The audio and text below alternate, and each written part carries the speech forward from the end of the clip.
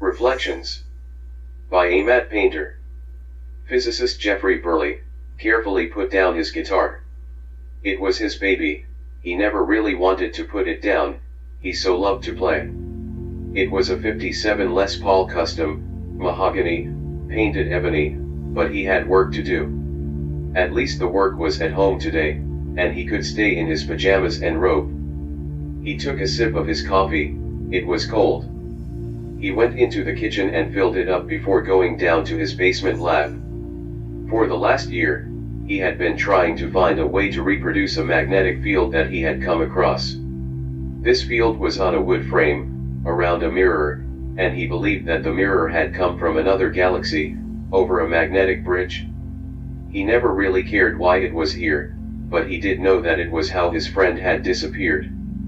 He knew that Colonel Michael Hamilton III was not the kind of guy to just step into another galaxy without backup. Now his secretary Tina Bellamy, that had been a really big mistake. She had fallen through because she tripped, rushing to see Hamilton in the mirror. The mirror had broke, and the bridge was closed. It had been a total disaster. He had been called there to help find Hamilton, by the then Major Steve Johnston, who was also a friend. He had met Steve when doing an experiment with time travel where Steve was a volunteer test subject. Not too long after Steve married his secretary Susie. He liked them both. Steve had given him the mirror in the hope he could figure out how to make it work again, maybe even make his own bridge. He had spent almost every weekend and his days off, working at doing just that. He was not having much luck at it, but he was learning. He was no longer working on time travel, having proven that it was possible, but had found it was not so good for human use. It caused the body to age years in hours. Maybe someday they will find a way to make it safe, but he was not too sure of that. 18 months ago, he started to study dimensional shifting for use in space travel. Most all other physicists would laugh at his ideas, but like time travel he knew the answers were out there somewhere. He just had to find them. He had noticed that both dimensional shifting and the mirror bridge had to do with magnetic fields. One needed a super powerful one, and the other needed a super weak one. He had decided to take the glass out of the frame and send it off to be analyzed. He was not surprised that the test said that silicon was a type that was rare on Earth. The back was coated with 95% pure silver, and 5% gold. Steve's business, Amalgamated Consulting Organization, was footing the bills, and he was told that funding was unlimited, so he ordered a replacement made. It would be there tomorrow morning by 9 a.m. He thought he really should call Steve. He may want to be there when he put the glass in. He looked at the huge clock that he had hung on the block wall behind a cluttered desk. He thought it too early to call him. It was only 8:15. He set his coffee down on the desk. He went to the workbenches, where the frame was, leaning on the wall. He had it wired up well. There were a good 5 different computers and a couple of sets of meters.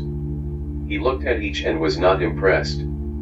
They said the same thing every day. This alone he thought strange. He had thought the field would have collapsed by now. The glass itself holds no magnetic field, that he was able to detect. Yet the reflection in it was a little out of focus. It may have been because of what the back coating was, he just didn't know. At 10 he picked up the phone and called Steve's office. It only rang one time, and he heard, "Amalgamated Consulting Organization, I'm Ginny, how may I help you?" "Well Ginny, you can quit your job and marry me." "Oh Doc, you know I can't marry you, Steve needs me." He always made her smile. "Hey, he married my secretary, then took her away from me too." She had gone to work for ACO, when the president had promoted Steve to colonel.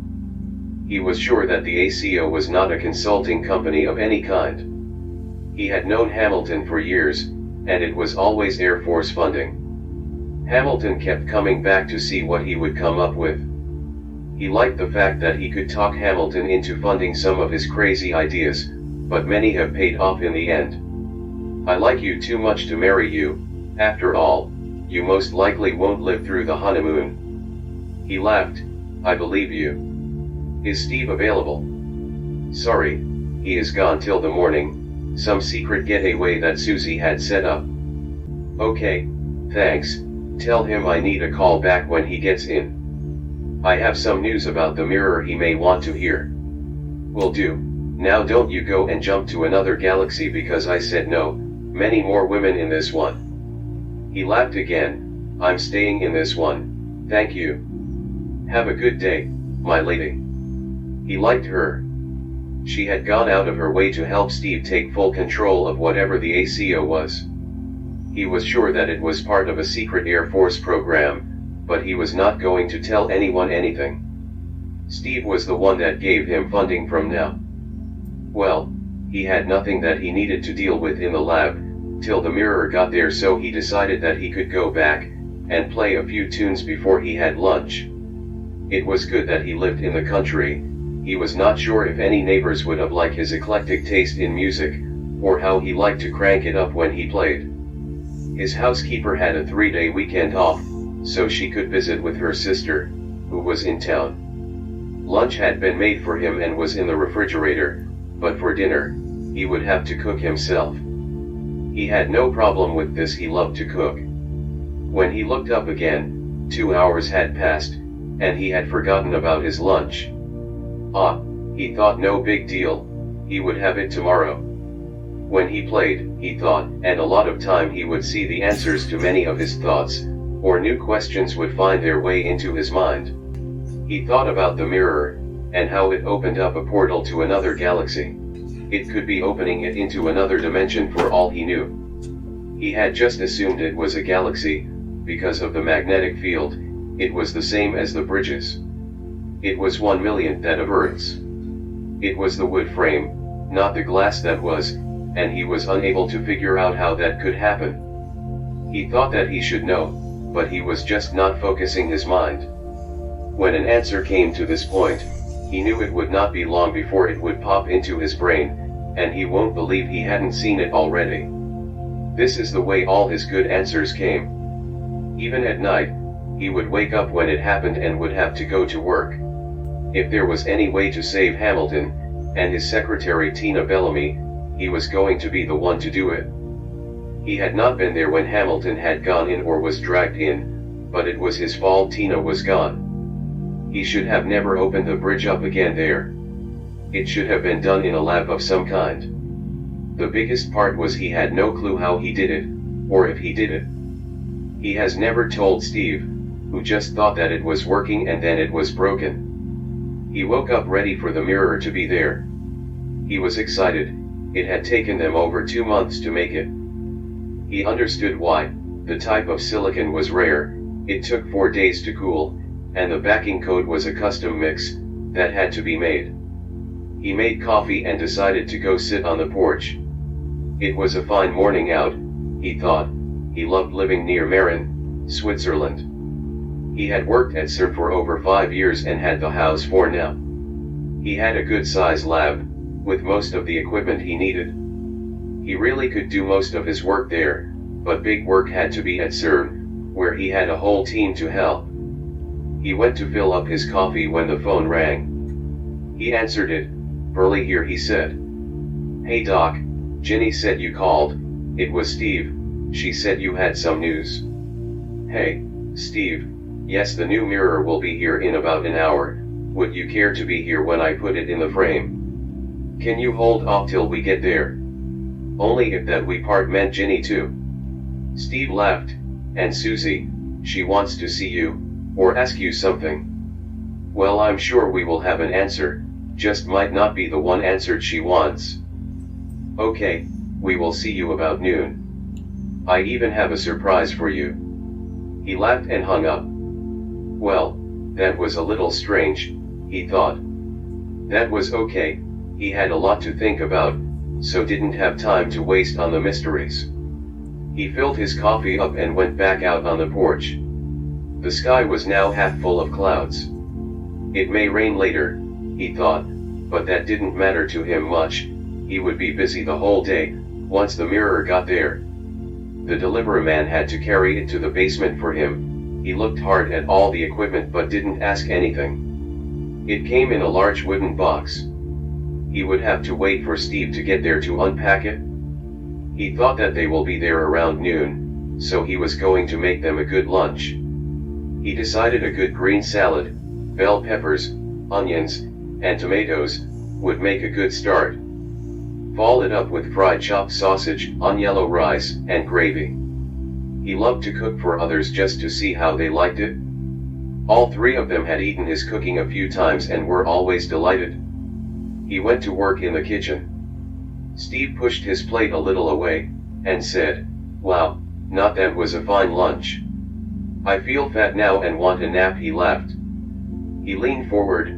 "Well, I'm sure you know that the ACO is not what it shows the world it is, right?"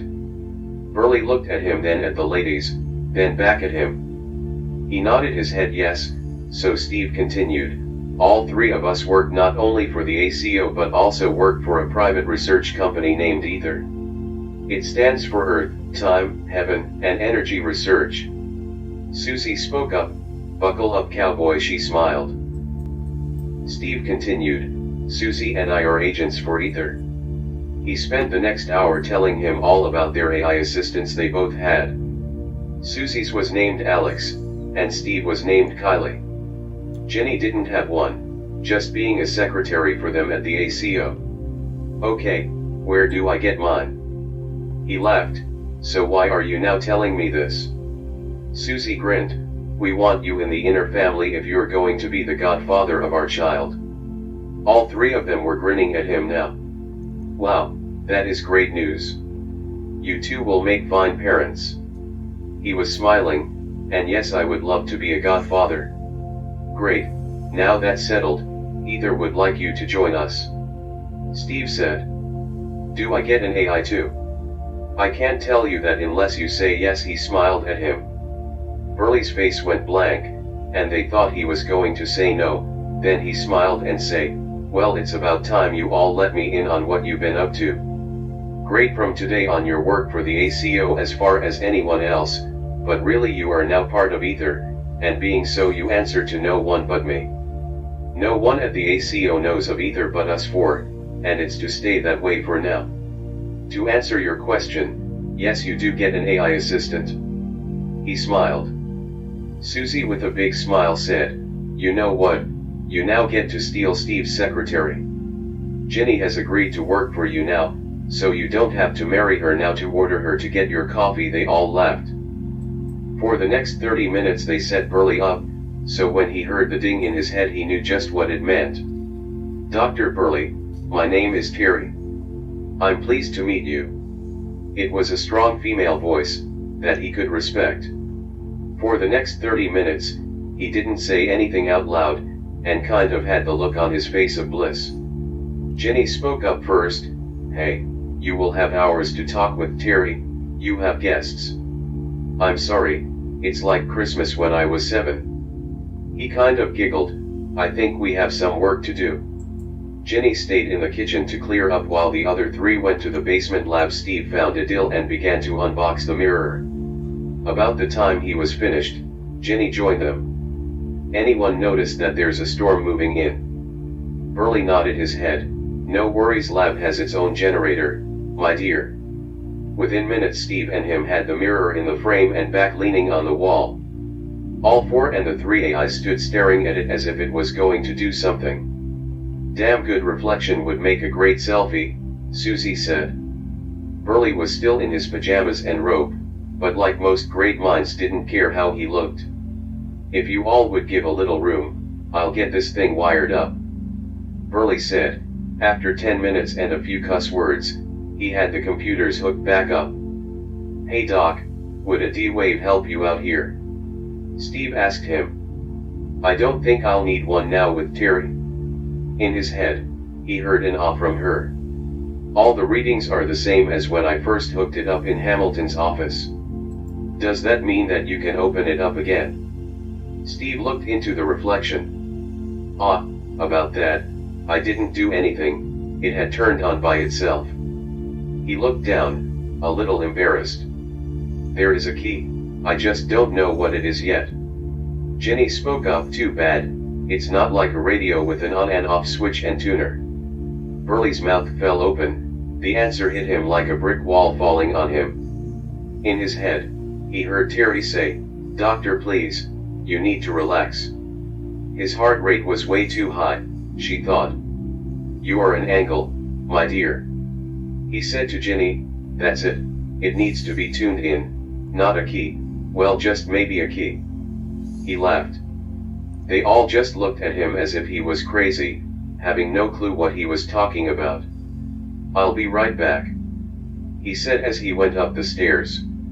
A moment later he was back, and in his hand he held his baby. He plugged the guitar into the mixing board, with a big smile on his face. "The key is sound, I should have known that all along. When I turned it back on in the office, I had music playing low in the background as I worked." He pointed at the mirror. "I bet that thing can go to many different places with the right sound." "Do you know what song you were playing when it came back?" Steve asked. "You bet I do, it's a simple tune I wrote when I was about 20. He hit a couple of notes and turned one of the keys. I'm sure the key must be just right to hit the target channel, in this case, the place that Hamilton and Tina went. Well, right now we just need it to work," Susie said. "Of course, now watch the reflection." He hit a note and held it as long as he could. All three of them shook their head no. Next, he hit 2 notes, and this time they all saw a kind of ripple. "Okay, I'm going to play a good piece of the tune." After the first 4 seconds, the ripple smeared inward, upon themselves. At 10 seconds they saw the blue fog rolling around, they had seen the first time. In Steve's mind, he heard Kylie with an Aussie accent he loved to hear. "I think he hit it right on the mark. It's the same room, but it's empty now." "I think you're right," he thought just as Berly stopped playing, and the mirror returned to the lab's reflection. He turned around to Berly, and said, "Not that we don't like your playing, but you have that recorded somewhere, right?" "You know I do, I just wanted to show off." He smiled. He went to his desk, opened a drawer, and held up a CD. "I have everything I ever wrote." "Good, put it in." "Hold on a minute," Susie said. "What the hell are we going to do when it's open?" "Just walk in." "I have a small drone with a camera," Berly suggested. "It's fully charged and ready to go. It's hooked into my computer. We can see what it sees." The next 10 minutes were spent getting the drone ready. Jenny made sure it would fit into the mirror. She thought it was a little close. The 3 AI were talking to each other and had decided to let the humans handle it. They looked to be right on so far. Either of them would have stepped through if they could. "How long is the battery life?" Steve asked. "I'm not sure, never run it dry before, but should last a good 3 hours. Should be plenty of time to have a look in one room." He looked at Jenny and said, "I set the song to loop, so it should just keep going when you're ready. Push play." Steve gave her a thumbs up, and she hit the play button, and the music filled the lab. A moment later the blue fog flowed and then began to clear up. They could see the room on the other side clearly. It looked like any room here. Berly flipped the switch, and the drone came to life. He checked that the camera was working and it lifted off. Slowly he moved it over in front of the mirror, checked the camera again, and moved forward. It passed through the mirror as if it was a doorway. He moved it into the room a little, then slowly began to rotate. It looked just like a room in his house, he thought. There was a mirror on the wall that the drone had passed through. It was almost the same as their mirror. The far wall had a window in it. "Want me to go take a look?" Berly asked Steve. He didn't wait for an answer. He moved it over to the window. All of them were shocked by what they could see. The sky was a deep red. The window was high up, so it overlooked a huge area, and there was something huge standing on the plane. A lot of this area was covered with some kind of movement. It was weird and made their mind fight to make sense of it. "Okay, that's good, bring it back," Steve told him. He took his time to bring it back. As it landed, the motors sped up, and it burst into flames so intense that it was a pile of dust before any of them could move. Jenny was the closest to it, so Steve said to her, "Don't touch it, it may be poison." Berly slipped on a set of gloves, grabbed a glass jar, and gathered a sample of the dust. He looked up. Now that was totally unexpected. "Shut off the music, please." Susie turned it off, and the mirror's reflection returned to that of the lab. I really liked that drone, but it was good that we recorded it. They spent the next hour replaying the tape, over and over, and as they zoomed into the moving mass they were stunned to see there were a lot of some kind of people, or beasts, moving randomly about. Some of them were carrying stuff to the large thing rising out of the plane. When Berly zoomed in as best he could upon it, they were shocked. It appeared that they were building a huge mirror. Susie was the first to talk. "Is it just me, or are we looking at an invasion force?" "I do believe so, but the question is to where," Steve said as he rubbed his chin. "Berly, can you find out what happened with the drone?" "I'm sure, but I can tell you now when it was over there." He pointed at the mirror. "Its molecular structure was changed in some way. That is not a doorway to another galaxy, it's to another dimension." Steve smiled. "You have no idea what that means to Ether. Quantum computers are not the only way to access another dimension," he thought. "Do you think you can figure out how that portal works?" "Should be no big deal now, I have a working model." They spent the next week right there, each of them working on what they could, helping Berly. They had learned a lot about why the drone had burst into flames, and in the long run, would one day help to bring about what's called free energy. Anything that went into the other dimension would change to match that one, and if it had not fully changed before returning it would implode. Had it stayed longer before coming back it would have been fine, only having to match back to this dimension. "So it would be safe to pass over and come back?" Steve asked. Berly nodded his head. "As long as you are not in the change stage anyone should be able to.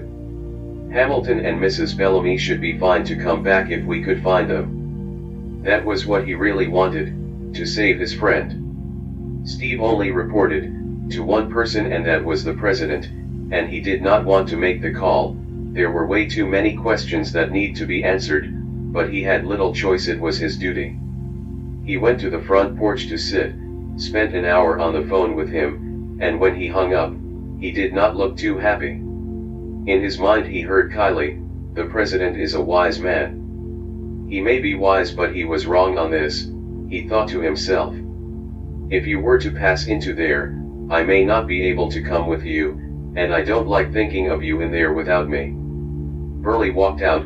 Seeing the look on Steve's face he said, "Hey, you still got a job, right?" This made Steve smile a little. "It would seem that I can't be fired, even if I wanted to be." I must say that I don't agree with him in the case. He looked at Berly. "Ether agrees with the president, so I guess I've been outvoted." Berly sat down in a chair next to Steve. The ladies were inside talking. "Well, I can't tell you where I stand on it if I don't know what he told you." Steve shook his head.